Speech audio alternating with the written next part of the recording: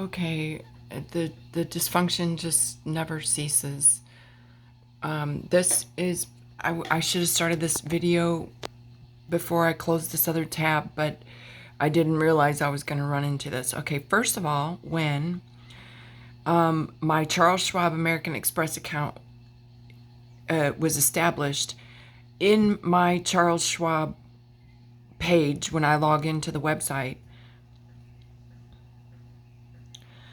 I had a list of accounts: my checking account, my brokerage account, my individual and trust brokerage account. That I think I had just those three accounts with Schwab, and then underneath that would be on the left hand side, I would have an option to click on my American Express account, and I could see the summary balances within all of those accounts.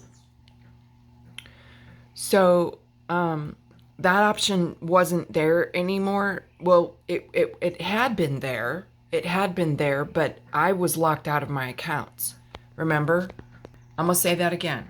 Because I asked for a wire to go out of my brokerage account to my Caxton account on the 7th of April. And in response to that request, I was locked out of all forms. I couldn't log in with the app. I couldn't log in online. I couldn't download my American Express bill. I couldn't review the account activity. I could not pay bills. I couldn't download any trade confirmations. I couldn't place any trades on the platforms online. I couldn't do anything. I was completely locked out. Now, then I had to find a way, instead of accessing my American Express account through the Charles Schwab website, which I had always done previously. I was redirected to a website just for American Express. This one right here. What does that say right there? AmericanExpress.com. So I logged into my AmericanExpress.com once before, and I was able to get into my account. And so I'm going to try it again because, wait, before I do, I want you to review this page here. This is the page that popped up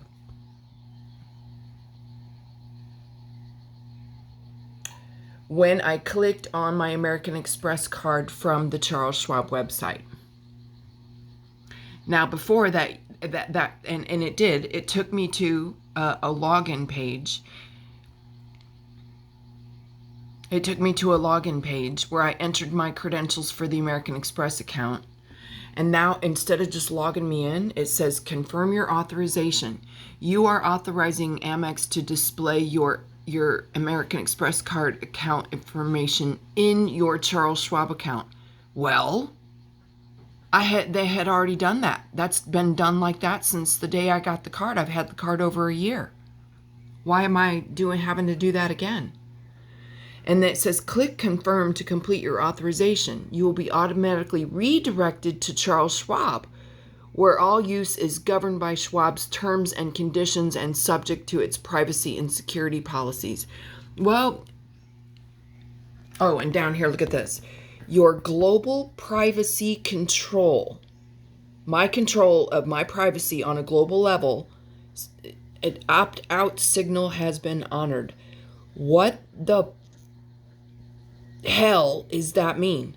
Opt-out signal has been honored. I don't know what that means.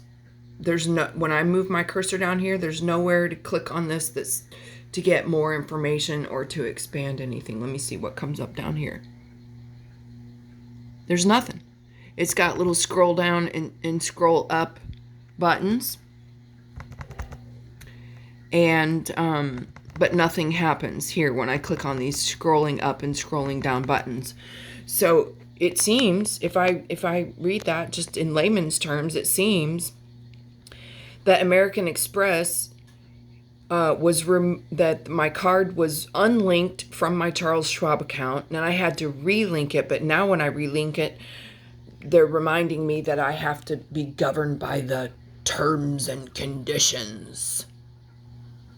I don't do terms and conditions in this regard to its privacy and security policies and practices.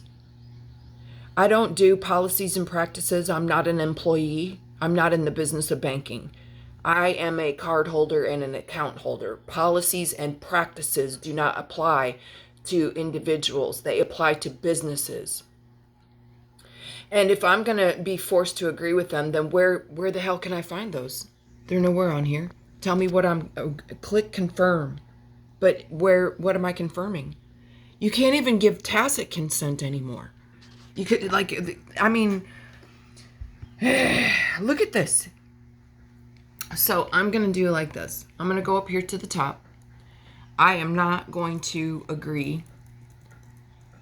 Schwab has, over the last 30 days, demonstrated with recidivism to not be accountable or responsible, and to actually be engaged in willful intent to harm and committing crimes with lethal consequences on purpose.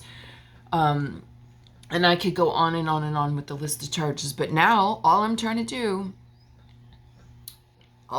now is log into my American Express account.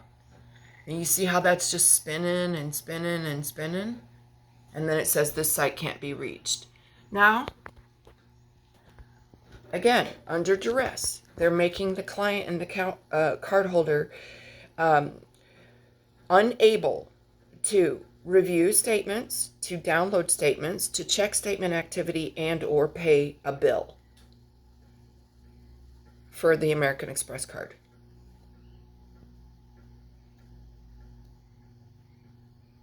I don't know what to say. I just don't know what to say. Well, actually, I do know what to say. It's time to take these criminals to court and prosecute them for the crimes against humanity. These are major. Economic warfare is no joke. When you cut somebody off of their finances, and I was cut off for a month because only a month, only 30 days was I cut off of my accounts, only because I called and emailed and faxed them every single day.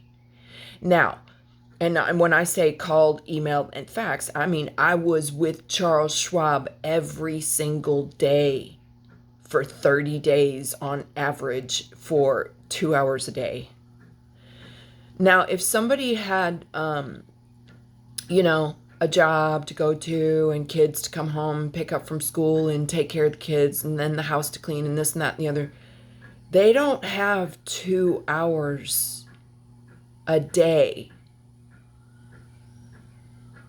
They cannot afford to take on a part-time part-time unpaid work to execute damage control that has been implemented by violent psychopaths working in the back office, aka the fraud department, bank employees who have taken on the roles of local, regional, and national law enforcement and investigative agencies. Let me say that again. Bank employees are impersonating local, regional, and national law enforcement and investigative agencies. None are qualified to fill any of those roles. And why are those people even working in the bank? If the bank feels like there's fraud on my accounts, first of all, it's not the bank's responsibility to identify that. That's my job. I'm responsible. When I review my statement activity once or twice or 3 times or however many times a month I look at my statements online or look at my activity online. That's my job to identify if I feel like there's fraud. It's no one else's job to do that. Now, having said that, if fraud wants to take the extra step for my safety,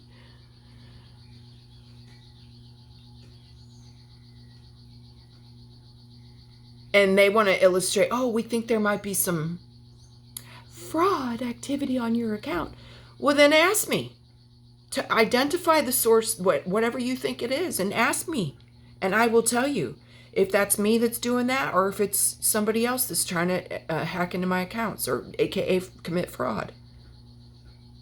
I never delegated that responsibility to Charles Schwab or any other bank or any other credit card.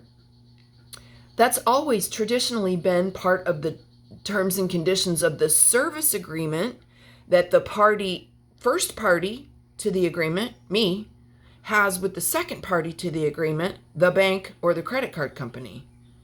So third parties need to see their way out of this relationship. I didn't invite them in. I never asked for, I never solicited, and I sure as hell don't want these third party services. So, I think that's about it for now. I'm gonna I don't know. I guess I'm just going to upload this on my YouTube channel. I mean, this is part of a... Let me show you. Let me show you here, because I don't want to say this out loud. This my what you call, laptop documents. Look at that. I'm for real, people. I am not playing. This is just Schwab. And that's just one folder. I have like 2 or 3 other folders. But let me just back up here. And we're going to just look at just the... and here's everybody, right? The airlines, banks and institutions, big tech, my service providers, everybody. This post office and DHL and FedEx. I'm not playing. Look at this. Watch. I'm going to hit properties and see what I can show you here. How many? Look at that. 48.3 gigabytes just in this one folder. Don't think for a minute I just started compiling this just a week ago or a month ago. This is going on for years. So, I believe it's time for us to get together. I have reached out to dozens, if not hundreds, of attorneys over the years to say, look at these crimes that these people are committing. Obviously, this is a breach of contract service agreements. Obviously. It's also economic warfare. It's also having lethal consequences on the account holders. There is no one in the world, I don't care if you're a CEO, a vice president, the chief of engineering, the chief of network design, the chief of security, I don't care what part of your business that you want me, that pretends to tell me that it's okay to leave people on the street homeless, to starve because they can't pay their rent and buy food. Because why? Because y'all have cut them off from their account access. Why did you cut them off for your account access? Why did you cut them off? For their safety. And because we care about your security of your accounts. And we've detected fraud on your accounts. Now, we won't tell you what the fraud is, because if we could tell you, then you could say, no, that's not fraud, that's me doing that. That's literally what I've been dealing with. Now I'm just going to conclude this, right, is the last, and don't even get me started about trying to communicate with people. Look at this. This is just the banks right here. Look at how many that is. Let me see if I can find Schwab. Here we go.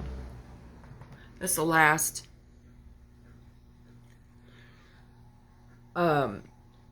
Here we go. The last message. Look at this. I want to show you this. Now, I sent a wire, and these messages are all from AI bots. This is another thing that I do not consent to and do not agree with. I need to speak to a human. I need to speak to someone with human intelligence, not an AI chatbot. That's something else I have never agreed to. So here goes an AI chatbot called Jeremiah L. and the electronic communications representative. Oh my God. He's an electronic communications representative. He says it right there in his duty title that he's a bot. Now he goes on, and here's another way you can tell. Here's another way you can tell that they're a bot. Because you're sitting here bitching in this email telling them, after 90 minutes I was on the phone call, while I'm on the phone providing this information that outsourcing to AI is not working. There's no timestamp on your email. I'm just going off and telling them all these things, including confirm or deny appearances of willful intent well, I guess that's kind of not exactly, I was typing that really fast, but basically willful intent to inflict deleterious harm and other grave human rights violations. If somebody sent you an email like that,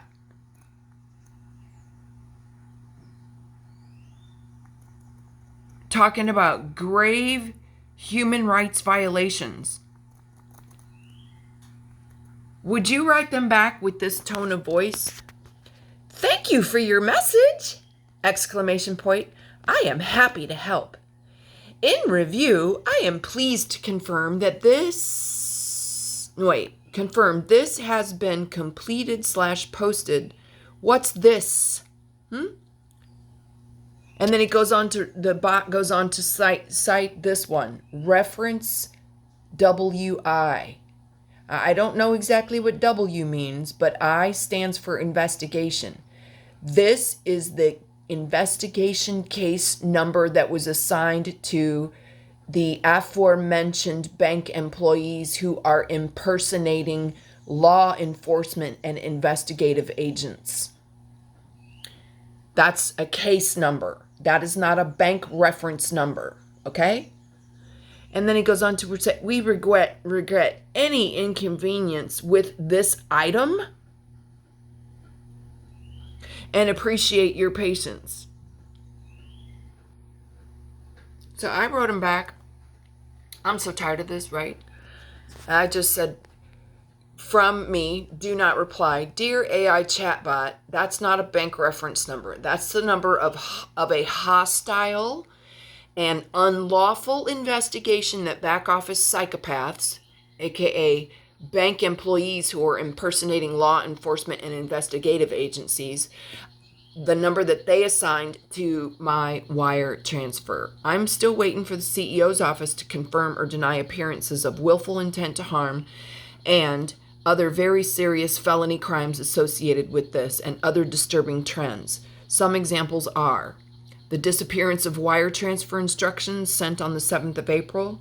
That's an official document between me, the first party to the contract service agreement, and the bank, the second party. That's an official set of instructions, just disappeared. They didn't execute the instructions. They hemmed up my account and took me 30 days to unhem my account up, and then they just destroyed the instructions. Also missing is this thing called a notarized letter of instruction. So I went on to say, please ensure the bank reference number for this wire, which took 30 days as opposed to 1 business day, which is supposed to be 1 business day to complete a wire. It took 30 days. Make sure it's accurate. The reference number is, and then I went on to cite and it says, from this point on, I will not respond to or acknowledge messages sent from erroneous and uninformed employees or AI bots. The escalation supervisor, and I copied him here because he's the only one that's been helping me get through all this. He must be copied on all communications sent to me. And in other words, that's how bad it's gotten. I cannot trust the bank to communicate to me without having to courtesy copy a supervisor, because a supervisor is going to be my witness when I take these bitches to court. So who's in? Who wants to take some banks to the court with me? Because this is just the icing on the cake. Don't even get me started about the usury and this one bank in particular, Charles Schwab, and all of this fake ass hattery involving the stock market, because the stock market's been closed for years, but they still pretend to trade securities on the stock market.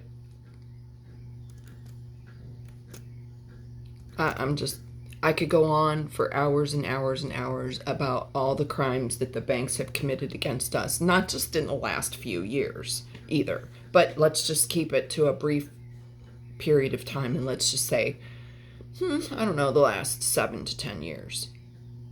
There is a plethora of evidence, and I have on my computer, and I'm sure I'm not the only one, there's a plethora of evidence to substantiate material evidence of very serious felony crimes against the banks. I'm not talking about, hey, he charged me a non-sufficient fund or some shit like that, because that's the only thing I'm finding when I'm reaching out to attorneys is that, oh, we only defend debtors from the debt collectors, or we only argue for clients who, I don't know, got a non-sufficient fund fee in their account. Little petty shit like this, not overarching big picture items like the straight up economic warfare with deleterious, if not lethal, consequences. I mean, I don't know how many people can live for 30 days without access to their funds. Most people have to pay their landlord rent on the first of the month, don't they?